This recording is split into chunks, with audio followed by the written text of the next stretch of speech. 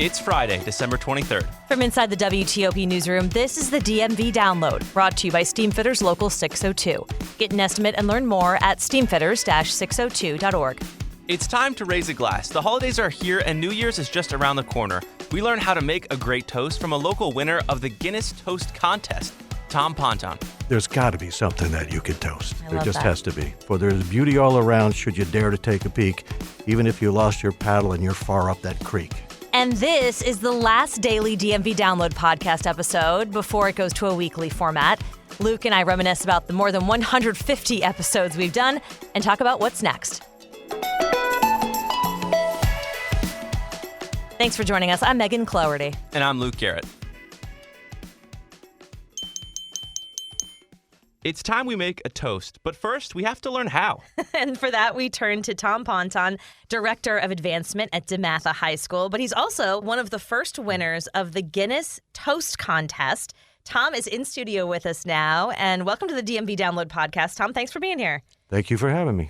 So first off, we'll just start with what is the Guinness Toast Contest? Do you know how it started, and how'd you hear about it?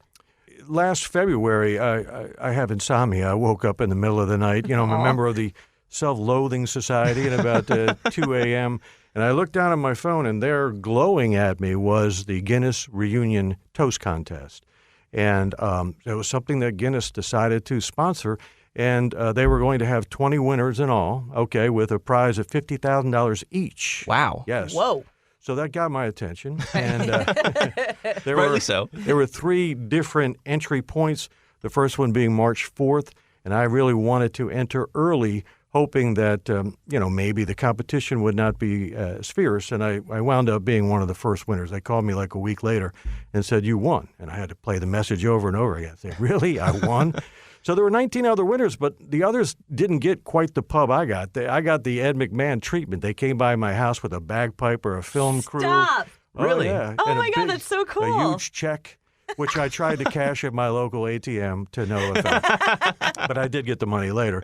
So yeah, they made a big deal out of my winnings or my toast. And so it was something they did. Are they going to do it again? I have no idea. And so at the point when you learned about this contest, were you a proficient toast maker, or was it something that just inspired you to start creating it? When did that kind of start for you? Well, you're a songwriter, right? Or don't you play the guitar? I do play the guitar, yep. Right, I understand. So I've been writing songs for years, and my sister Kathy's been playing in the D.C. area for a long, long time. I got a nephew who's with the Signature Theater, so there's a lot of music that runs through my household, but none of my songs have ever gone anywhere. But about 3 or so years ago, a friend of mine, Tom Hibbs, his dad had passed away, and after the funeral, he goes, "Hey, I want you to do a toast at the repast." I was like, okay, thanks for the heads up on that. But, so I thought of this song that I had written called "We'll Never Forget," which makes fun of the blarney at funerals, where sometimes they go on and on about people where it becomes comical, sometimes the exaggerations, which I'm perfectly good with, that happen, sometimes when the eulogy is delivered. But I decided to give it a sweet ending. So I'm thinking, you know what, I'm going to give that toast, I'm going to take that last part of it, make it into a toast, and rhyme it with the deceased. And then that became my go-to toast from that point forward. Wow. Okay. So so it's sort of been something that you have taken time to get good at.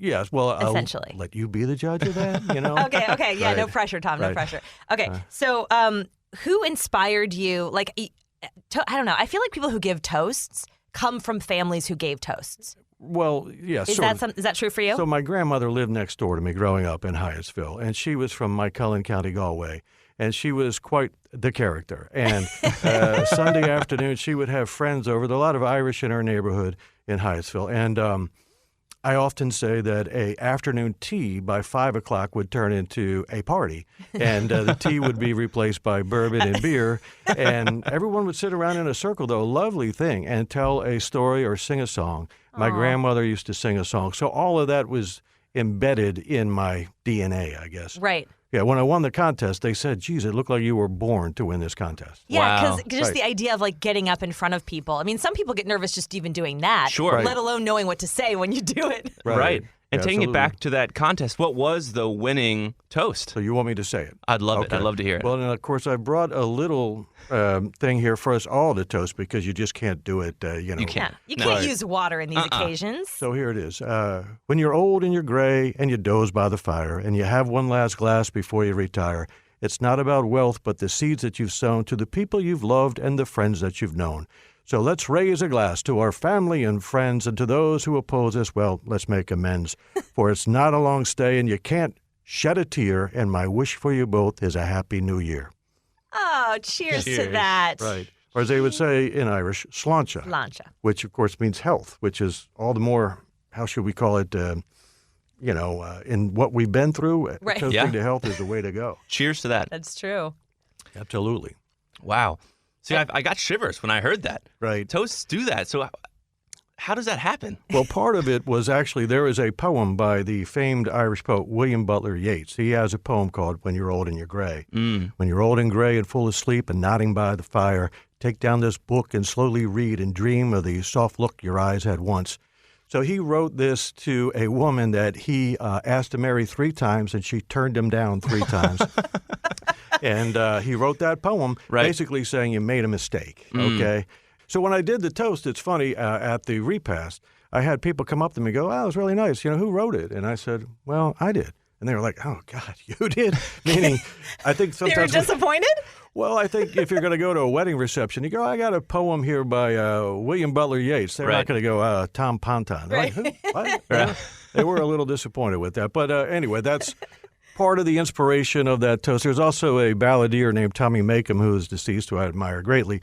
And he also has a song called The Rambles of Spring, and he talks about your foes becoming friends and that type of sentiment. So that's where it all comes from. Wow. Okay, so before we get to how to make a proper toast, which I think is really going to help all of us Yes. going into the I'm holidays. eager. I'm eagerly awaiting. Yes. What is a toast? I mean, do you have to? Does it have to rhyme? Does it have to have a certain open and close, Tom? Like, how would you define a toast? So, right, I'm no expert, and I'm not sure there actually is a complete manual of it, but if you were asking for what I think is best, Yeah. a little poem or a little sentiment, maybe having an Irish twist in it, sometimes can be good, if you know what I'm saying. You know, I love that. Right. But as I said, I used to be a wedding DJ on top of my other job, and it used to be... You were set up for this. I know. This is like the more and more you tell us, I'm like, Right. this didn't just happen. Well, let's hope they have it again. Here, I'm more than happy. You can only enter one time. I had people who wanted me to write toasts for them, which is against the rules. Yeah. But I tried to help a bunch of other people, and they didn't win. So I'm not sure about that. But what makes the best toast? I think a sentiment. So there is I got contacted from these producers of a movie that's going to come out allegedly called Chief of Station. And it's going to star Aaron Eckhart. He is Two-Face in The Dark Knight. Yeah. Right. Oh, yeah. Right. He's So famous. they asked me if they could use my toast in the movie. And I was like, of course, yeah. But there's no money. But I'll take the credit if it makes it, because it also could get knocked off. Yeah, but that's a cool Right. thing to be asked. Oh, yeah. And they sent me the script. Now, they're only using the first part of it, though. And I think the way it is, I saw the script. They said, we heard your podcast on WTOP, and we decided to use the toast There in we the go. podcast. Right. So It what has makes to- a great toast? I like a little bit of poetry. I just do. I think it could be a limerick if you wanted it to be, or a Speaking my little language. poem or / a blessing. So let me give you a blessing / toast that I didn't write. Okay, I got to make sure. And it's brief, and it's a wall for the wind, a roof for the rain, and drinks beside the fire, laughter to cheer you with those you love near you, and all that your heart may desire. Whoa. That's okay. So that's a really good one because it's short, Right. Exactly. and Mine's you a little can long. memorize You it. can Yes. commit it to memory and have Right. it.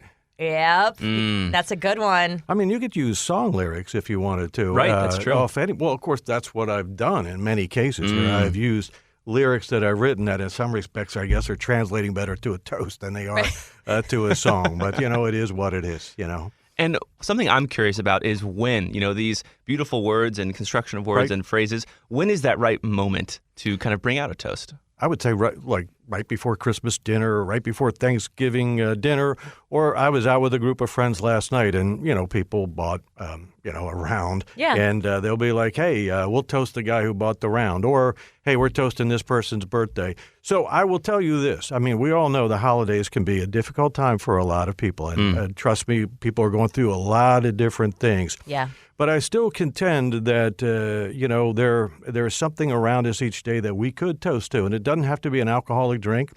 I wrote a little verse one time about this. It's not exactly a toast, but it goes like this. When your stocks take a tumble and you're down and depressed, never forget that you're heavenly blessed, for there's beauty all around should you dare to take a peek, even if you lost your paddle and you're far up that creek. So That is a great one, Right. Tom. Wow. So- Especially for now. Yeah. right.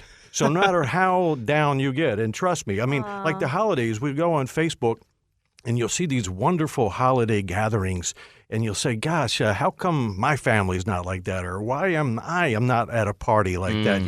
It can be that way sometimes. Yeah. And Totally. going Right. through a holiday without someone, if you just Right. lost somebody, Yeah. it's really, it can be hard. Yeah. It can be hard. And nothing wrong about people posting that stuff either. It's just sometimes you feel left out of the party. But, you just have to look around and maybe come up. There's got to be something that you could toast. I There love just that. has to be. So when the evening starts, do you have to do a little clinking of the glass? Well, just to get everyone's attention, please. I got a little sentiment I'd like to share. I want to ask you this, Tom. Wherever you go, are you just giving toast nonstop?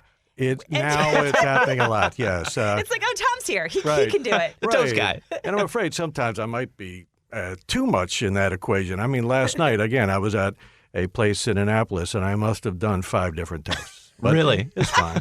They're nice and short, though. I mean, like I said, I don't know if people understand that less is better and brevity is the soul of wit.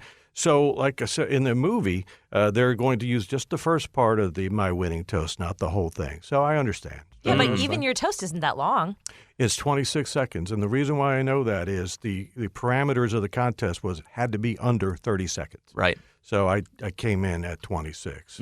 Right. And so we're hearing one factor of what makes a good toast and how to Right. make it, which is brevity. Yes. What else should we be thinking about if we want to start our own toast? Well, delivery. I mean, you should try to memorize, or at least have a cheat sheet that you can glance at for a second, but if you memorize it, it's better.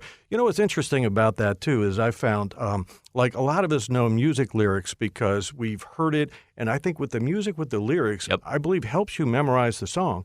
But when you don't Definitely. have the music behind you, sometimes it can put you at it makes it a little bit more challenging, that's all. And so sometimes being the Toastmaster that I allegedly have become, I have flubbed a couple of toasts here and there, but whatever. I mean, people are okay with it. Right. I mean, usually they're having something to go along with it. Okay, I have to reveal something. Okay. I learned my multiplication tables to song. Oh, yeah. And I think it's such a learning technique Mm-hmm. because it's easier, like that part of your brain that puts things to music, it's easier to remember them. Yeah. So that makes sense that lyrics does. would be a toast. Yeah. Yes. Yeah, sure. And you can make your own off of that. You could take a Taylor Swift song and make it a toast.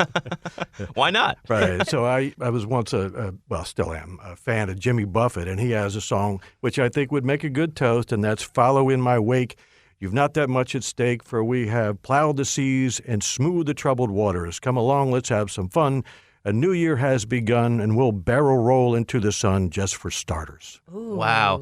And see, good one. Tom, what I like about that is it kind of takes the pressure off for a toast. You can take one of your favorite musical artists and kind of use lyrics for a toast. You don't have to sit in front of a candle and Right. write out a toast Right. originally. You can kind of lean on some of your inspirational artists to help That's you. correct. So you can do one from Bad Bunny or something like that. Go right ahead. I love it. Right? But now, if Jimmy happens to be listening, I have not made a dime off of that toast, Jimmy. Yeah, okay. exactly. Yeah, well, Well, you sent us some of your toasts too, and in a lot of the last lines, you say this last line can be amended. So, which is really it's good to keep in your back pocket too, Right. Because you can Absolutely. kind of tailor it to the situation you're in. that's correct.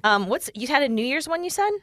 Well, several, but so you bring that up. I get fascinated sometime with tradition. So we know on New Year's often we sing Old Lang Syne, right?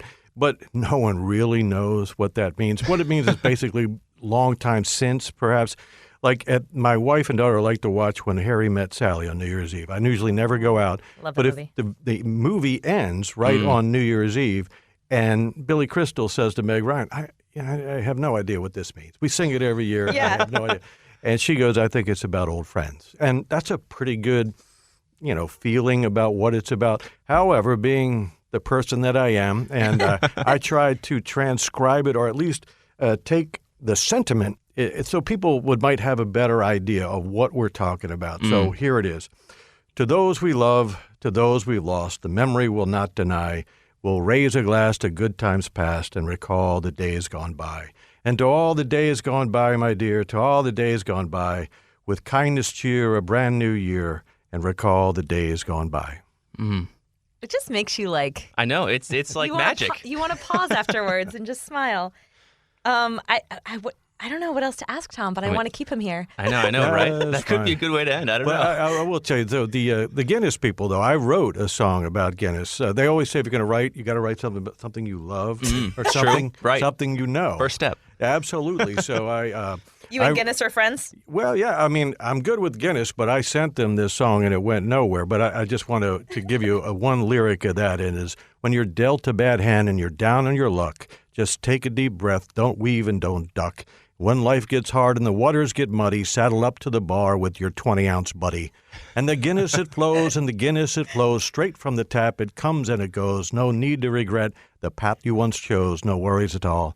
The Guinness it flows. Right. Lovely. Yeah. Lovely. Right.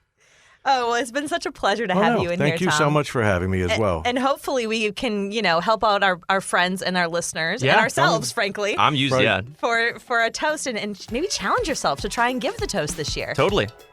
Tom Ponton, thank you so much for coming in. All right, Sláinte. Sláinte. And after the break, we say goodbye to the Daily DMV Download podcast because it's turning weekly. I also tip my hat to Megan Clorty, who is leaving the show. We'll be right back. Backed by the experience of its hardworking members, Steamfitters Local 602 is ready to take on your next commercial, heating, cooling, HVAC, or refrigeration project. Steamfitters Local 602 adds value to our community through its partnerships with local contractors and building owners, all while keeping the focus on improving the lives of its members and their families throughout the DMV. For work that's on time and on budget, go to steamfitters-602.org to schedule your next project. That's steamfitters-602.org. Steamfitters Local 602. Changing lives. Explain your DNA on 10 cases, man. You're inside the police interrogation room with the alleged Potomac River rapist. I'm not guilty on any of this stuff. So calm, so reasonable. Could this be the man who terrorized women for 9 years before murdering a brilliant scientist 2 decades ago? Experience one of the most fascinating true crime podcasts available. Join crime reporter Paul Wagner for Unknown Subject, Season 3 of WTOP's American Nightmare series. Search American Nightmare Podcast on all podcast platforms. And before we go, we are reminiscing today a little bit. This is weird. This is weird. This is our 176th episode, if you can believe it. No. We've been doing this show every day. Every day since April. Yeah, it's been a long time. And we've done some good stuff. Well, it's funny because I feel like reporters, if you ask them what they did yesterday, they wouldn't be able to remember. Because you just do a story every day. It's hard to have long-term memory. So we were looking back throughout our episodes, and I was like, these are not too bad. I know, not too shabby. I was doing the same thing. I was like, look, we've been putting out some good shows and titles, by the way. I want to say we put a lot of care and love into the titles, quippy titles that we make. Yeah. I was pretty proud of those. This is a little bit of like pulling back the curtain to talk about how we produce the show, but so much of our thanks goes to Rick Massimo, who has his last day next week. Yep. He's been on the show a couple times as a guest for the Chum and talking about random things at the end of the show. But he really helped us, like when Luke and I were kind of in between, okay, should we go with this kind of angle or this angle or make it quippy or just play it straight? Right. He was like our guiding light, our North Star. Yes, indeed. So, Megan, what are some of the shows you looked back on with a smile? The DC Cemetery Show. Oh, my God. Yeah, you stole mine. That was such a good show. If you all haven't heard that show, go back. This caretaker of a cemetery, Paul Williams, is incredible. I mean, just dynamite. He lives on the cemetery grounds and told us, like, what that is like. Yeah, what it's like living in a cemetery. And he's like the happiest guy ever. Oh my God, he was phenomenal. Yeah. That was one of our best interviews just because of the character. I mean, totally. He was so fun to interview. Another one, Dan Silverman from Popville, the guy who is behind Yeah. The Prince of Petworth. Yeah. He's such a... I don't even know how to describe him. He's such a wealth of knowledge, and he's Totally. somebody who's been here for so long and really cares deeply about this city Yeah. and how it's changing and being connected to the people who are in it and like interacting with people online and just kind of meeting somebody who cares that much about what they do. Totally. And then it's about the place that we live. Yeah. I don't know. I love that interview. A total ombudsman, if you will. Killing me. And he just walks around all the time. He was like, yeah, I just like walk 10 miles every Saturday and Sunday and I like learn about my city. I was like, that's the coolest thing. Yeah. God love him. Yeah. I think the other one I'm really proud of is how we covered the Van Ness shooting, which obviously is a completely different, much more serious Right. topic. But that started happening like right before we were about to publish. Mm-hmm. And instead of going with the story we had planned that day, which I can't even remember what it was, Neither can I. we listened to the press conference, kind of had the details confirmed that we knew that at that point. Yeah. And then you were doing some killer research on the guy who ended Yeah, and up like being 4chan and all this awful stuff. who ended up being the shooter. Yep. And then we just came in here and talked it out Mm-hmm. in real time. And I think there was a certain amount of urgency to that. It was sort of like you don't really get a podcast that is of the moment. Totally. Usually podcasts are, they're Like- not breaking news for Right. the most part, right? That one was, though. And that one was. And I Yeah. think we did a really good job with it. And then Totally. just the one-on-ones with the Chiefs that we had and Yeah. having my my friend Tisha Thompson on from ESPN to talk about the Commanders. I think those were some of the highlights for me. Totally. Those are about you? conversations where you talk to people and who are important in our community and they just have time to talk. For me, I kind of categorize them in fun ways. My favorite title Ooh. was Lord, Shall We Swim in the Potomac River? That's when the singer Lord, revealed to everyone's chagrin and shock that she took a dip into the Potomac River. And we all thought she was going to die. Yeah, that episode was, number one, fun to do, but I thought that title was quite good. Yes. And I thought of it myself.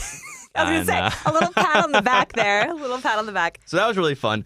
I had so much fun, too, touring the Air and Space Museum with the director of the museum. I'm like a physics major, and I love space. Yeah, you geek out on that I stuff. total geeked out. And so creating a podcast that was kind of like a tour of the new redevelopments there was really awesome. I Yeah. loved that. I just loved that idea.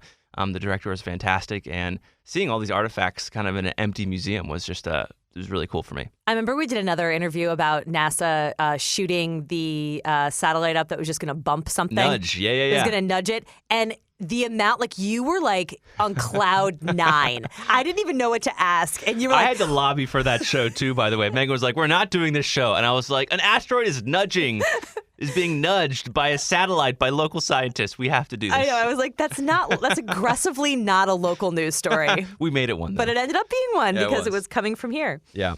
And then another one, we did this recently with Jack Moore, and it was how MD Man fought a speeding ticket for 3 years and won. I thought that was such a good episode that kind of just dips into the plight of the everyday. plight of the everyday man, and just kind of some weird municipal funny story that I think this podcast captured well. I think that was really fun. It was an opportunity to take a story that was very processy, really, Yeah. but sort of like get into it and really help people because so many of us get tickets and Totally. it's like it could change how tickets are issued in the future. Yeah. I think the most important thing, Luke, is we did what we set out to do. Yep. And that's saying something because I think a lot of times when you're on a big project, especially one you have to turn every single day, Yeah.